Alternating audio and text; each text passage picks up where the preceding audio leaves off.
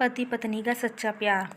देव नाम का एक व्यक्ति की शादी अरेंज मैरिज के तौर पर शालिनी से हुआ था। दोनों की शादी अरेंज मैरिज होने के कारण वे दोनों एक दूसरे को पहले से नहीं जानते थे।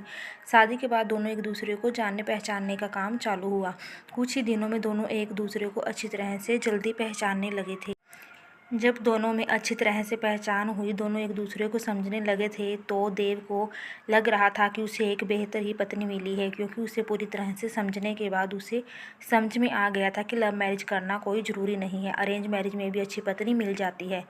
दोनों की नई नई शादी हुई थी, इसी कारण से दोनों एक दूसरे को अच्छी तरह से समय देते थे। उसके बाद दोनों एक दूसरे के काम में हाथ बटाया करते थे। पति पत्नी दोनों में खूब ज़्यादा प्यार होने लगा था। अब उसकी पत्नी भी देव को समझ गई थी और उसे किसी भी प्रकार का कोई काम या किसी प्रकार की कोई सामान ज़रूरत पड़ने से पहले ही उसकी पत्नी उसके सामने हाजिर कर देती थी। एक दिन देव अपने दोस्त को सूरज को अपने घर दावत पर बुलाता है। देव और शालिनी के प्यार देखकर सूरज बोल उठता, तुमने तो अरेंज मैरिज की है, लेकिन तुम्हारी पत्नी बहुत अच्छी है, तुम्हारा बहुत ज़्यादा ख्याल रखती है और तुम दोनों भी अच्छी तरह से अपना काम कर रहे हो। तुम्हारी पत्नी तो बहुत ज़्यादा खूबसूरत है और हर काम में तुम्हारा बहुत ज़्यादा ध्यान रखती है। तुम बहुत ज़्यादा खुशकिस्मत होगी, तुम्हें अरेंज मैरिज होने के बावजूद भी इतनी अच्छी पत्नी मिली है। एक दिन देव अपनी पत्नी से कहता है कि तुम जाकर तैयार हो जाओ, हम लोग कहीं घूमने जाते हैं। हम लोगों को शादी की हुई इतना दिन हो गया है और बहुत सारे काम होने के कारण हमें टाइम भी नहीं मिला है घूमने के लिए। चलो वहाँ आज हम लोग घूमने के लिए कहीं चलते हैं। इतना सुनकर उसकी पत्नी शालिनी कहती है कि आपने तो बिल्कुल अच्छा कहा जी, बहुत दिनों से हम लोग कहीं घूमने नहीं गए। अच्छा हुआ आज आपने बोल दिया, हम लोगों का मन नहीं लग रहा था। चलो कहीं घूम कर आते हैं। दोनों एक कार में बैठकर घूमने के लिए निकल पड़ते हैं। रास्ते में जब हाईवे पर गाड़ी जाती है तो उसे एक बड़ी गाड़ी में टक्कर होने के कारण दोनों दुर्घटनाग्रस्त हो जाते हैं। देव को जब होश आता है तो वो हॉस्पिटल में था। जैसे ही होश में आ जाता है वह अपनी पत्नी को ढूंढने लगता है।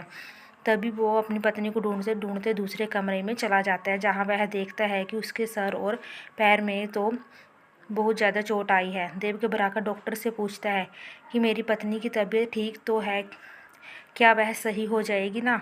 तभी डॉक्टर कहता है कि तुम्हारी पत्नी की पैर की नसों में ज़्यादा खून निकलने के कारण पैर को काटना पड़ा है, वह नहीं चल सकती है।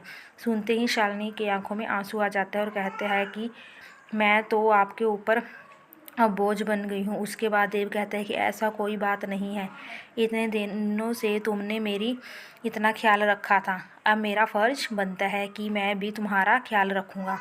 अब दोनों साथ मिलकर अपने घर की तरफ रवाना हुए। घर जाकर दोनों एक दूसरे के बिना न रहने की कसम खाई थी। फिर वह अपनी जॉब को छोड़कर घर से ही वर्क फ्रॉम होम किया करता था।